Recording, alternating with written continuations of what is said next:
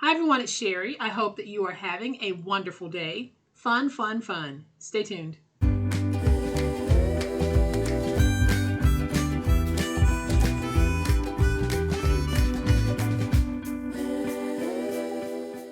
Welcome to my channel. I am so glad that you decided to stop by, and welcome to all of my new friends and to all of my new subscribers. Welcome back to all of my longtime friends and longtime subscribers. Thank you all so much for the positive ways in which you support me and my channel. I really do appreciate it. Today we're using these papers to create something really, really fun, but you don't have to have these papers because this idea is transferable to any papers, but I thought I would use these because I haven't used the blueberry very much, so I thought it would be fun to work with these. So I'm going to switch to my overhead camera. Not going to take long. We are going to jump right into it.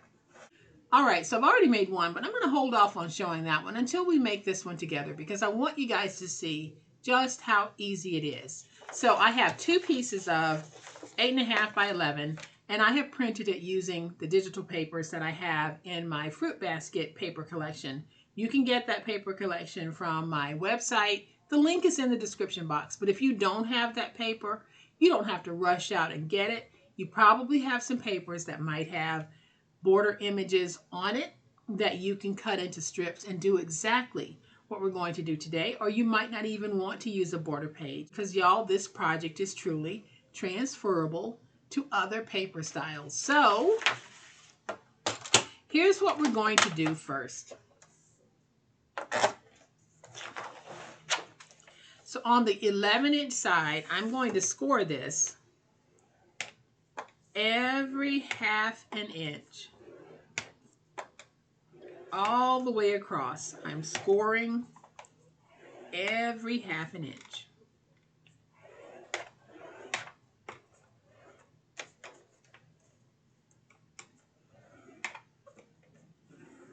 Okay, so we've scored all the way across this page every 1/2 inch, so you can see those score marks. Now I'm going to go ahead and just take this page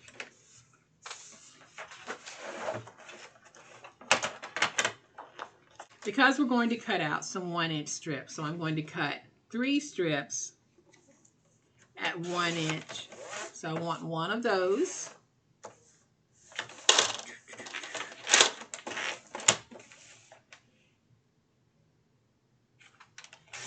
I want this one. And I'm going to remove this piece.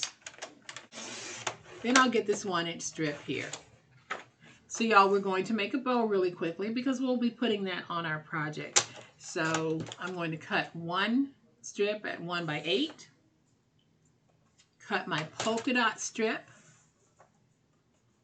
at 7. And then this strip will save it to make the tail. So I still have this left. It'll go back in my scrap bin and I'll be able to use it on another project. All right, so now we're going to take these two and we're just going to make loops out of both of them. And this time I'm going to use my hot glue gun. Add a little hot glue right there. And let's put this in place. Getting that stuck. And we'll do the same thing with this one. We're going to loop it.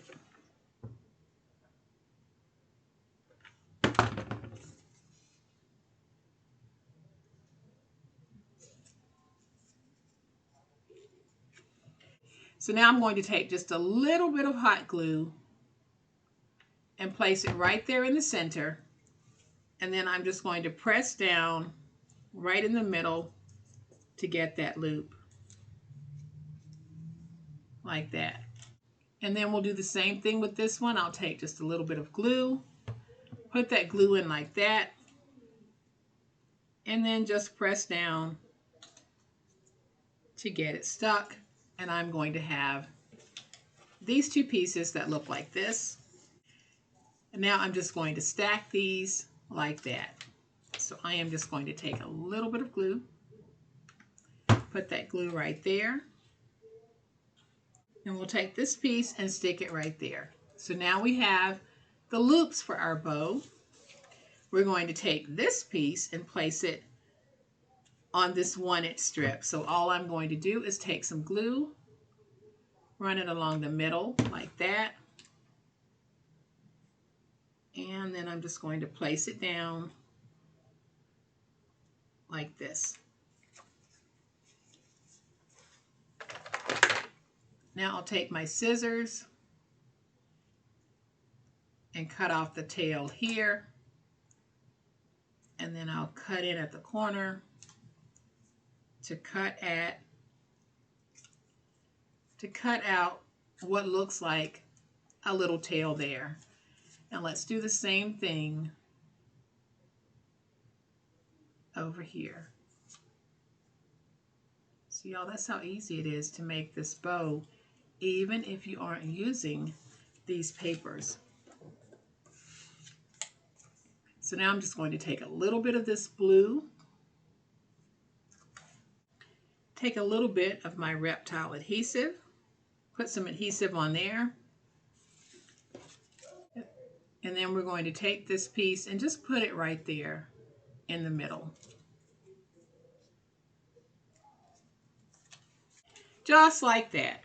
So there is our bow. Let's set it to the side because we're going to bring in our trimmer, and I am going to trim out some strips. So I want all of this blue, so I am going to position this at 2.5, and then I'm going to cut, and that gives me that 1 strip.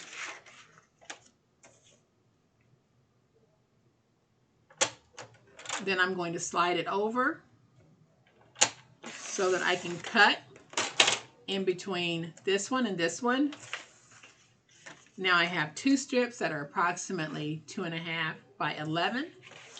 And then I'm going to do the same thing with this one. I'm going to position it at 2.5 and cut. So then y'all, here's what we're going to do. We are just going to accordion fold all of these pieces.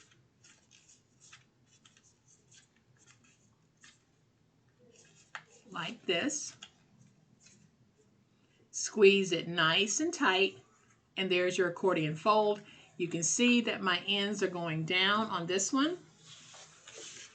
So I'll start the end going up on this one. And if you haven't guessed, we are making a beautiful rosette. But I want to show you how to make a rather large rosette, but it makes a great decorative element on so many different things.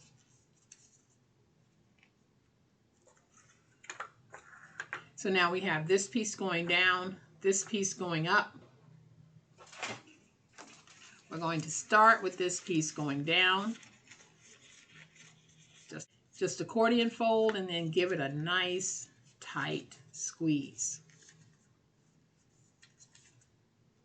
So now that one will go on like that, but on this end we need to trim away the end piece on the score mark because we need one to be in the downward position and one to be up. I am going to use my wet glue for this part because I don't like the thickness of the hot glue on this part. And we're going to take this and put it down like this. Then we'll take our glue, put some glue on there, and join it to this piece.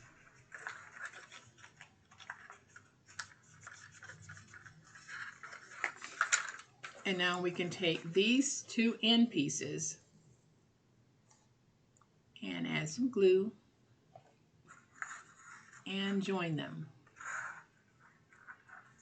Everybody has their own way of making rosettes. This is the way that works well, I've found, and I thought I'd share it with you guys.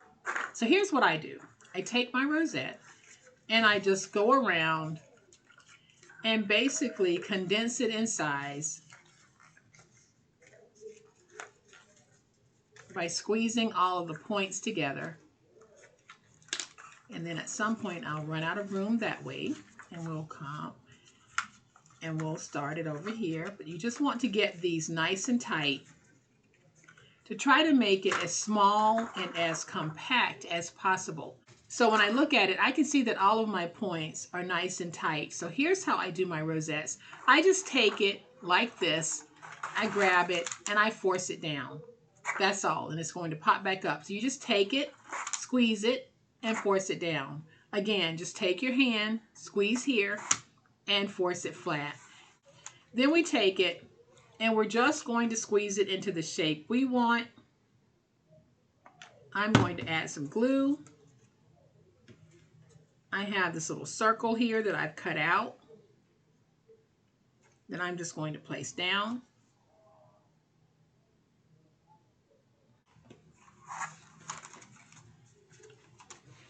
And then I can flip it over, add some more glue, and we're going to put that down so that it's nice and tight, and it's sandwiching the rosette in between those two circles that I cut out. So now I can flip that over, and you can see that I have a really beautiful rosette. And now we're going to take this piece, and we're just going to put it on top. So I'm going to take my glue and add a strip of glue, and I'm going to put it down so I'm covering that circle.